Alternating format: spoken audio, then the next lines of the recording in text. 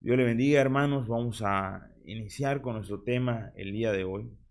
Pero antes de iniciar vamos a tener una palabra de oración. Padre nuestro que estás en los cielos, damos gracias por el día que nos concedes, porque nos permites la vida hasta el día de hoy.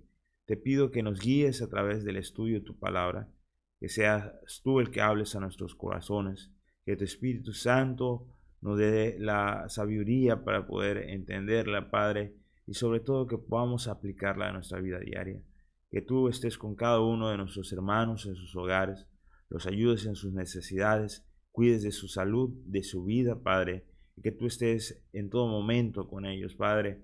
Acompáñanos, Padre, y provéenos, Padre, para que esos cultos puedan seguirse desarrollando por estos medios, Padre, y que más personas conozcan de tu palabra. Padre, que seas tú el que trabaje en la vida de cada uno de nosotros para que podamos irnos perfeccionando y así adorarte con nuestras vidas, Padre.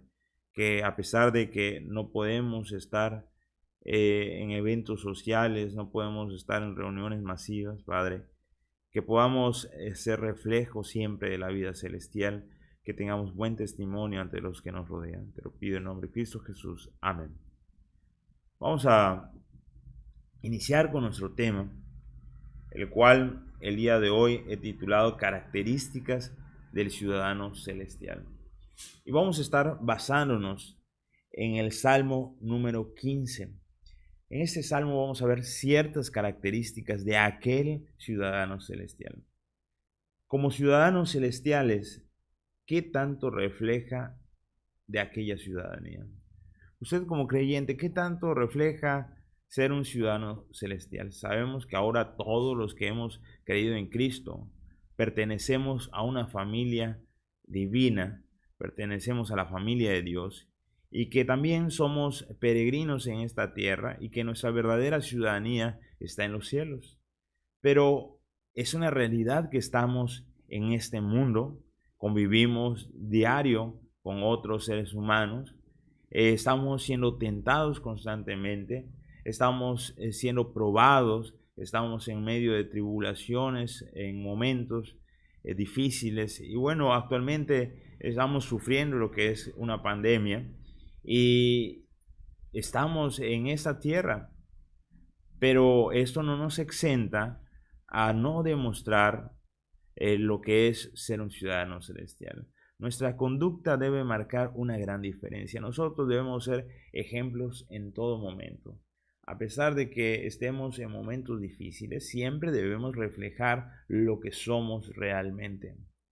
Por eso es que esta es una propuesta para el creyente. Cada creyente debe hacer gala de una ética digna de un ciudadano celestial.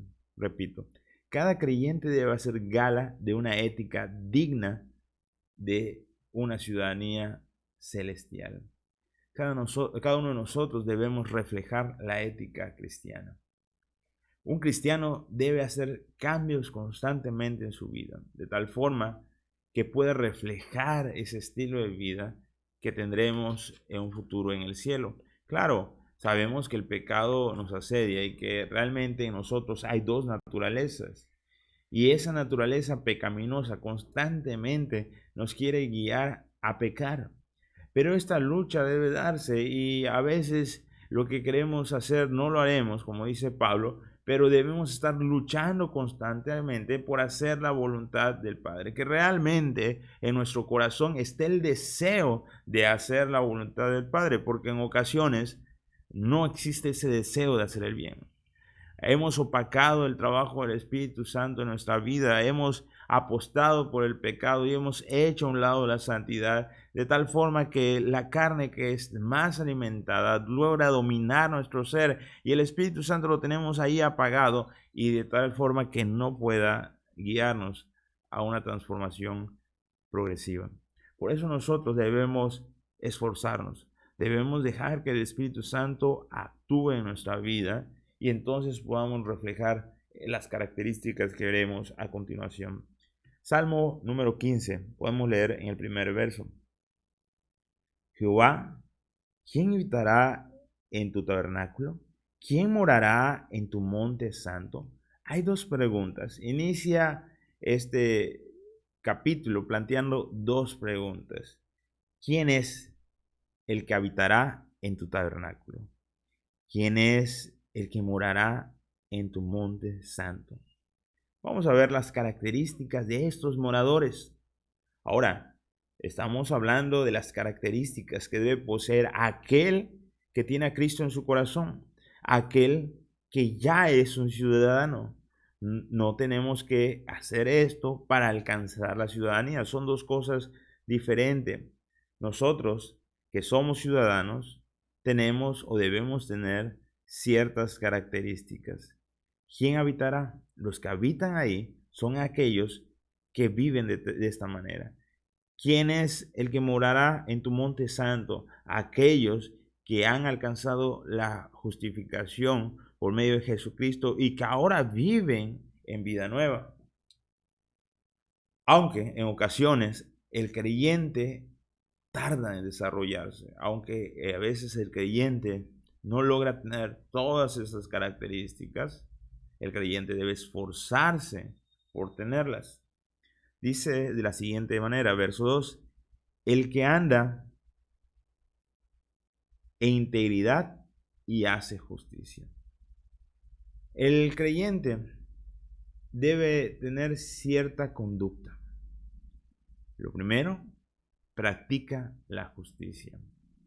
El creyente debe apostar siempre por lo que es justo. No debemos apoyar las injusticias. Y ese es un deber ético que tenemos delante de Dios. ¿Cómo es posible que nuestro Dios, siendo Padre de verdad, cómo es posible que nosotros, siendo o debiendo ser promotores de la verdad, apostemos por las cuestiones injustas? A veces por amistad, a veces por compromiso familiar, nos doblegamos hacia lo que es injusto. No debemos ser así. No debemos beneficiar la injusticia, sino que debemos esforzarnos por ser ejemplo de justicia. No solamente apoyar lo que es justo, sino que nosotros mismos vivir en justicia, vivir lo que es de acuerdo a lo bueno. Nosotros debemos procurar entonces reflejar esto. ¿Qué opinan nuestros vecinos acerca de esta cuestión? ¿Nos consideran personas justas? Cuando hay algo injusto por hacer, a ustedes lo descarta porque saben que usted siempre actúa en rectitud y justicia y que no permitirá nada injusto. ¿Qué opinión tiene su familia de usted? ¿Lo consideran un creyente, un hombre o una mujer justa? ¿O ven en usted alguien que se inclina por la injusticia? Hay algo muy fuerte o hay que trabajar mucho en esa situación. Porque el hombre tiene que elegir lo que le conviene, no tomando en cuenta si esto realmente conviene o si solamente en apariencia es conveniente. Por eso el hombre muchas veces es injusto. Busca el beneficio personal sin importar a quien atropella. Y esto es algo que nosotros debemos evitar.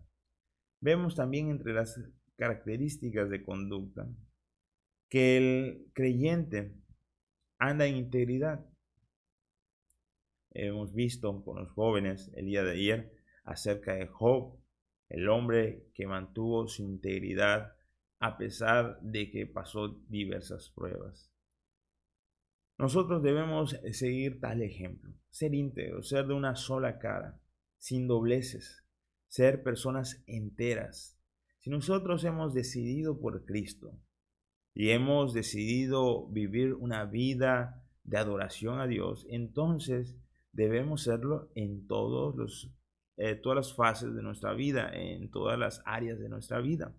A veces tendemos a separar nuestra vida religiosa con nuestra vida secular y decimos, esto es en la iglesia, pero aquello es en lo secular.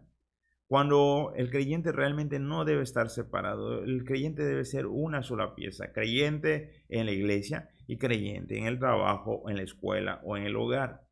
Y es necesario que nosotros integremos nuestra vida.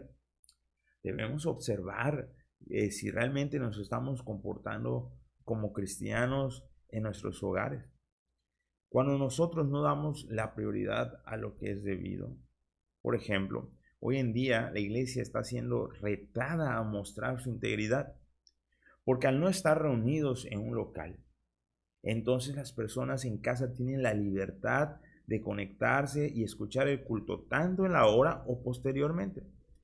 A veces decimos ser buenos cristianos y cuando teníamos la oportunidad de estar en nuestros templos, nos esforzamos a llegar temprano, pero ¿cuál era la verdadera intención de nuestro corazón? Muchas veces llegábamos temprano para no ser juzgados, para que nadie nos diga, el hermano llegó tarde, para que nadie nos voltee a ver y entonces nos sintamos mal. Entonces llegábamos temprano por nosotros mismos, por nuestro egocentrismo, por sentirnos bien, pero no llegábamos temprano porque quisiéramos estar en la casa de Dios. Ahora que estamos en nuestros hogares, muchas veces hacemos a un lado el horario designado para el culto y tenemos otras actividades, demostrando realmente que no somos íntegros, demostrando realmente que no tenemos un interés en las cosas de Dios. Simplemente cumplimos con escuchar el sermón. ¿Por qué? Porque es parte de nuestra religión.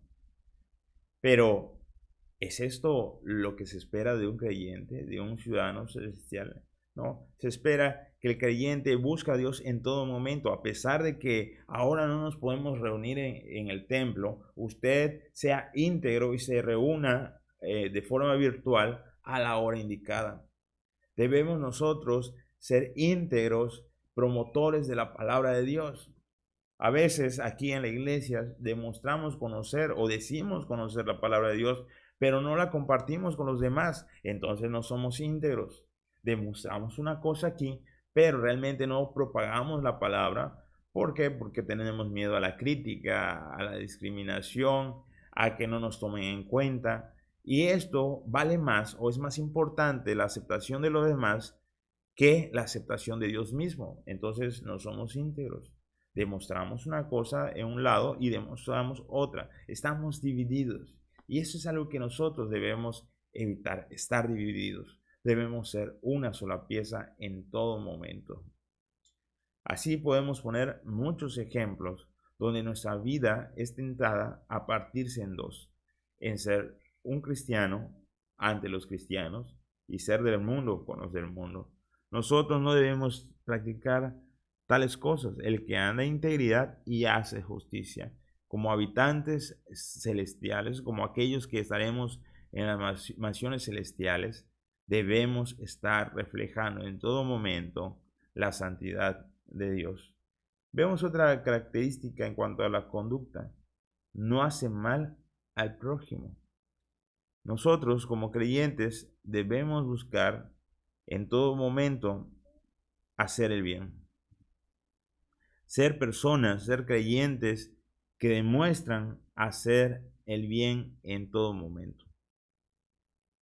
Dice el verso 3, ni hace mal a su prójimo.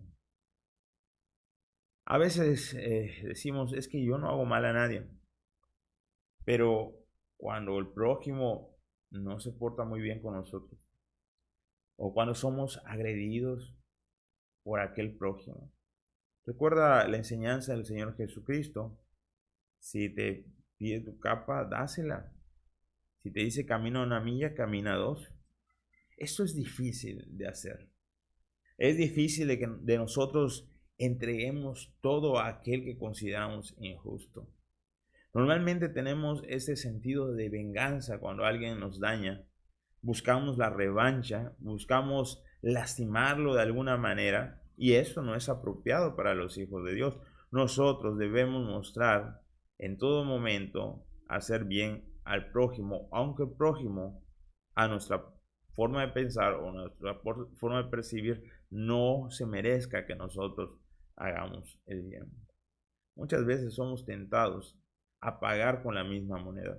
Creo que no será el único. Todos hemos tenido a alguien que nos ha hecho algún mal y por un tiempo después vemos la oportunidad de la revancha y decimos, bueno, este es el momento de desquitarme. Aquí es donde Él me va a pagar lo que me hizo en aquella ocasión.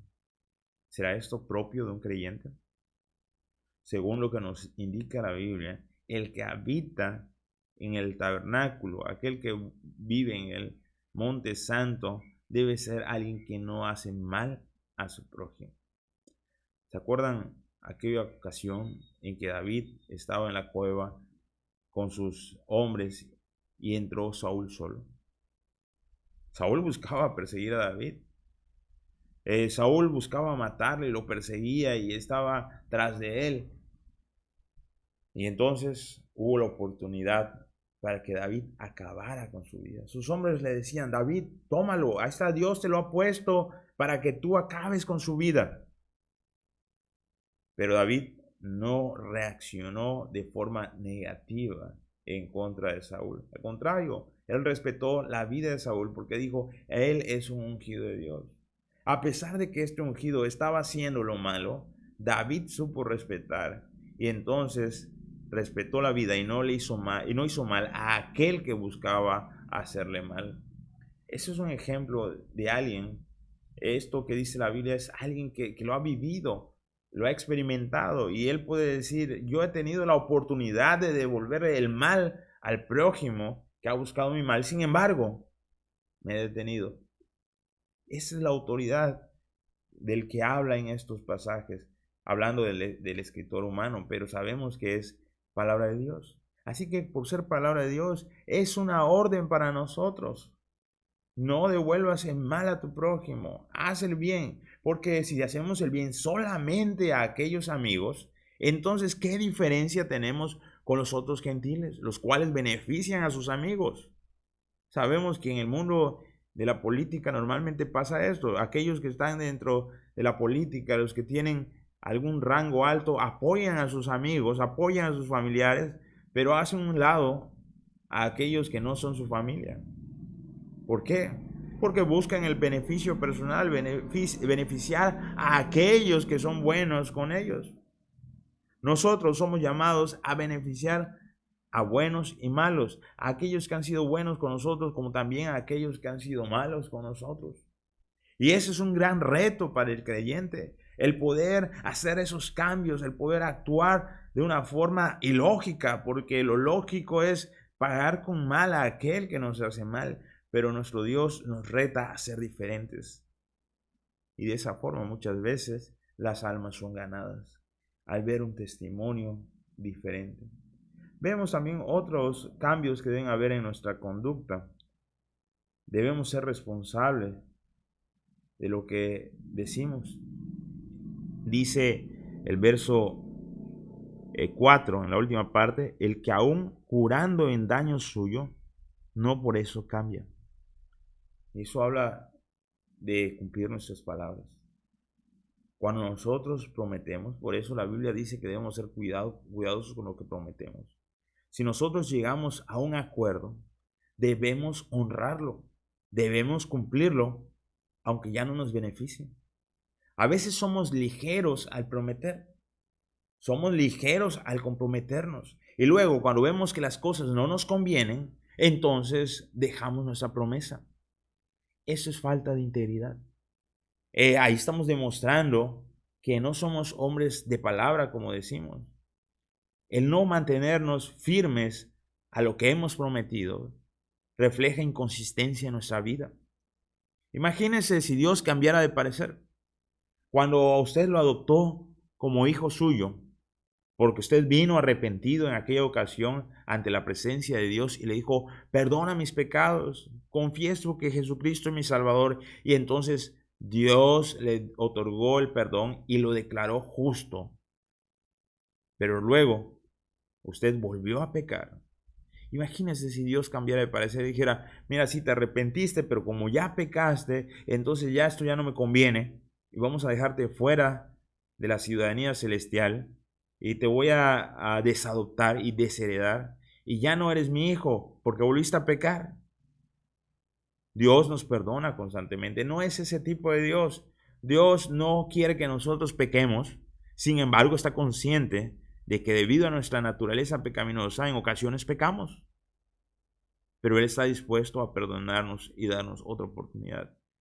De tal forma que aun que caemos en pecado, Él nos sigue considerando sus hijos, porque ha dado su palabra y la cumplirá. Así nosotros debemos aprender de nuestro Padre y entonces mantener nuestro dicho. Si hemos prometido algo, debemos esforzarnos a cumplirlo, aunque esto a veces ya no nos convenga. Muchas veces en la iglesia tomamos acuerdos y esos acuerdos han quedado tirados. ¿Por qué? Porque no somos hombres de palabras, porque no somos mujeres y hombres responsables, porque estamos fallando delante de Dios, porque nuestra vida espiritual no está muy bien. Y por eso se nos hace fácil desechar acuerdos. Por eso no honramos nuestro dicho, porque espiritualmente estamos mal. Necesitamos hacer cambios. Necesitamos ser hombres y mujeres de integridad. Por eso nuestra conducta es retada a cambiar, porque nuestra conducta debe reflejar que ahora somos una nueva criatura, que ya no somos como aquellos que estafaban a otros, como aquellos que dejaban mal al prójimo, sino que somos personas que somos responsables con lo que decidimos, y si tomamos un acuerdo debemos cumplirlo. Eso es muestra de nuestra conversión. Hay otras características de cambio. No se aprovecha con intereses desmedidos. Si nosotros leemos aquí en el verso 5, dice, quien su dinero no dio a usura. La usura es cobrar intereses elevados por un préstamo. A veces nuestro hermano tiene necesidad y siempre he dicho que cuando está en nuestro alcance nosotros debemos apoyar las necesidades de nuestros hermanos. De hecho, la Biblia indica que debemos esforzarnos trabajando para poder apoyar al necesitado con nuestras ganancias. Esa es la enseñanza bíblica. Nos enseña la Biblia que aquellos creyentes del primer siglo, la primera iglesia, daba aquellas posesiones que tenían de más con tal de ayudar a los pobres. Ese es reflejo de nuestra fe. Ya hemos visto en Santiago que la fe se demuestra a través de los hechos. Es como que alguien dijera, te amo, pero no lo demuestra. Como que si un marido, un esposo le dijera a su esposa, te amo, pero la golpeara. Entonces ella dijera, oye, me dices que me amas, pero no me dejas ver tu amor. Así la fe del creyente debe ser reflejada, debe ser demostrada.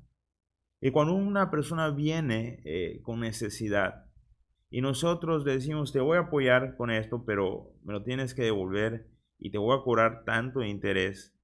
Y luego estamos persiguiendo a la persona, buscando nuestra ganancia. No nada más recuperar lo prestado, sino ganar. Y exigimos y ponemos interés sobre el interés. Esa no es una actitud del creyente. El creyente debe ser alguien dispuesto a desprenderse de su bien material y apoyar al necesitado. Por eso tampoco debemos dar lo que no tenemos.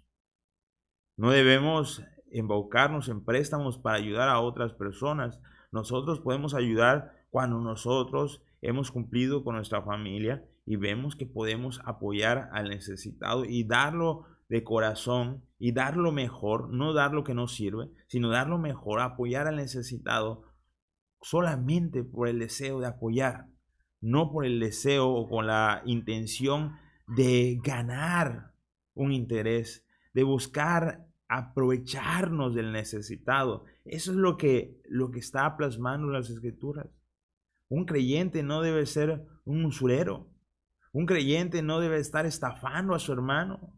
Un creyente no debe aprovecharse de la necesidad de los demás. ¿Por qué? Porque ahora es una nueva criatura. Y el amor de Dios ha sido derramado en su ser. Sería ilógico que sea un estafador si el amor de Dios se ha derramado en su ser. Y ese es amor el que ha perdonado nuestra deuda de pecado. ¿Cómo es posible que ahora ese amor que está derramado en nosotros no sea eficaz y nosotros sigamos aprovechándonos del necesitado? Es necesario que hagamos cambios. ¿Quién habitará en tu tabernáculo? ¿Quién morará en tu monte santo? Aquel que anda en integridad. Podemos ver también que no acepta soborno. Dice al final el verso 5, ni contra el inocente admitió cohecho. Nosotros somos personas, o debemos ser llamados personas de integridad, como decíamos al inicio. Si nos toca juzgar, debemos hacerlo con rectitud y no aprovechar o no tomar ningún tipo de soborno. El tomar algún soborno nada más reflejaría nuestro egocentrismo, el deseo de satisfacernos a nosotros mismos, teniendo ganancias deshonestas y no teniendo compasión por el justo. Es así que nosotros no debemos estar relacionados con el mundo del soborno. Cuando somos acreedores a una sanción, por ejemplo, en alguna ocasión nos hemos pasado un alto sin querer y entonces nos detiene el oficial y dice, bueno, esto lo podemos solucionar. Sí, lo podemos solucionar. Dame mi multa y yo voy y lo pago. Esa es la forma justa de solucionarlo. Pero cuando nosotros nos mezclamos en el mundo del soborno, entonces no estamos reflejando esa fe. Imagínense, si tiempo después usted va y evangeliza a este policía y le dice, ¿no eres tú el que me diste la mordidita para que yo te dejara ir? ¿Se imagina? ¿Con qué autoridad usted podría hablar del evangelio? ¿O cómo podría discipular a alguien si usted ha sido partícipe del soborno y ya ha sido visto? Debemos luchar entonces de no mezclarnos en estas prácticas, en estas conductas que el mundo normalmente tiene, pero que nosotros ya no debemos tener. Pero no solamente se enfoca las características a la conducta, sino que también a la forma de hablar. Verso 3, dice, habla verdad en el corazón. Podemos verlo en las escrituras, dice el verso 3, ni hace mal a su prójimo, ni admite reproche alguno contra su vecino. Perdón, al inicio dice, el que no calumnia con su lengua. El creyente no debe decir mentiras, no debe propagar las mentiras. Y a veces nosotros caemos en la calumnia, hablar mal de los demás. Y a veces lo que estamos propagando realmente no es la verdad. Y entonces estamos diciendo mentiras, estamos siendo falsos testigos de lo que hizo X o Y persona. Y esto es un mal hábito que muchos de nosotros luchamos y debemos aprender a ser prudentes y a conservar las cosas en silencio, porque así conviene.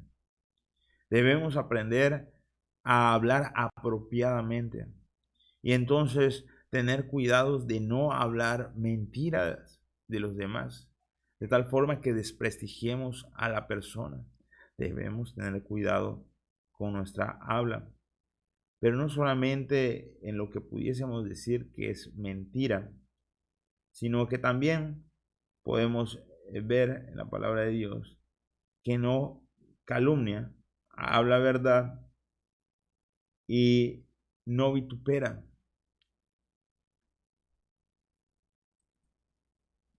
¿Qué es vituperar? Si nosotros fuéramos a un diccionario, encontramos que vituperar es censurar o desaprobar con mucha dureza una cosa o una persona. Levantar un juicio con crueldad. Muchas veces nosotros caemos en esto.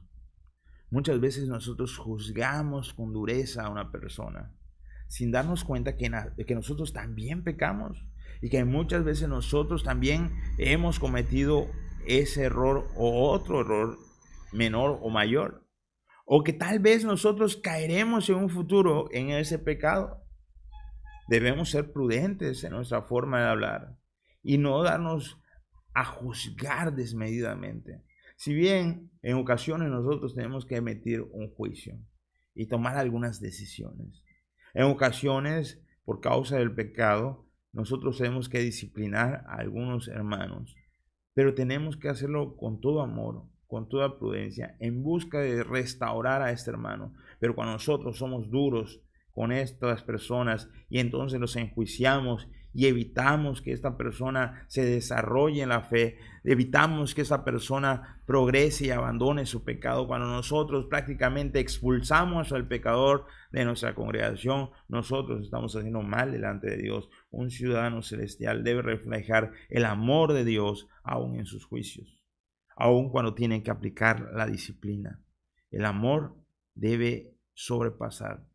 El amor está dispuesto a perdonar. El amor busca ayudar al prójimo. Es así que la forma de hablar no debe ser juiciosa.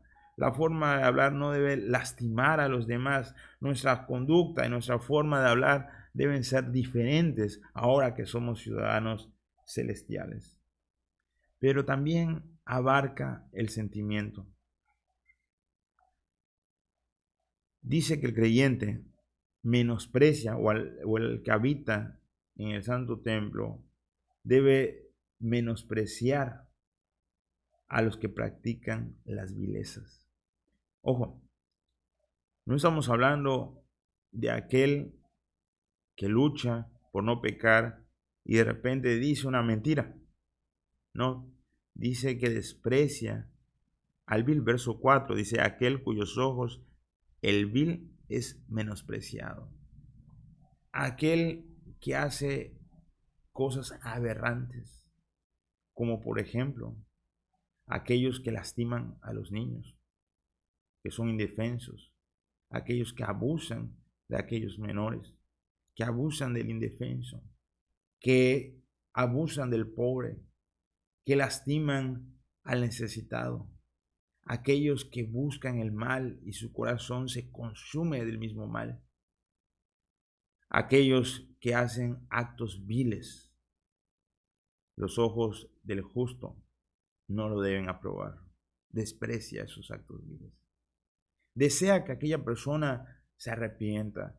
Desea que aquella persona abandone su vileza. Si tiene la oportunidad, le testificará con el amor que le puede testificar a cualquier otra persona. Pero no comparte esos deseos viles con aquella persona. No se complace en esos pecados. Desprecia, reprueba esos actos. Se siente indignado con aquellos actos. ¿Por qué? Porque su sentir es conforme a la voluntad de Dios. Porque aquel que ha depositado su fe en Cristo ha transformado su sentir. Porque mientras más pase usted con Dios, entonces su ser se vuelve sensible, se vuelve amoroso y ama el bien y ama la justicia y se vuelve cada vez más como Dios es, porque pasa mucho tiempo con Él. Cuando nosotros pasamos mucho tiempo con un amigo, cuando pasamos mucho tiempo, por ejemplo, los que estamos casados con nuestras esposas o las hermanas con sus esposos, van adquiriendo ciertos hábitos que tiene su pareja. ¿Por qué? Porque pasan mucho tiempo con él, algunas formas de hablar, algunos modismos, algunos gestos, porque usted pasa mucho tiempo con él y lo va a reflejar. Aún su forma de pensar es modificada muchas veces. Lo mismo pasa cuando nosotros pasamos tiempo con Dios. Somos transformados, somos modificados, nuestro razonar, nuestros sentimientos, todo es transformado cuando estamos tiempo con Dios, de tal forma que se nota. Y cuando vemos las vilezas, no podemos complacernos. No podemos sentir menos que desprecio. No podemos sentir menos que indignación, porque nuestro corazón es un corazón sensible y ya no podemos aceptar esas cosas. Aquel ciudadano celestial tiene un sentido diferente. Su corazón se ha vuelto un corazón de carne, no un corazón insensible. Por tal motivo se compadece de aquel necesitado, de aquel que es aprovechado, de aquel que han aprovechado. Pero Él se goza y honra a los que honran a Jehová. Dice el verso 4, pero honra a los que temen a Jehová. Nosotros debemos complacernos con aquellos que buscan honrar a Jehová. Nosotros debemos sentirnos felices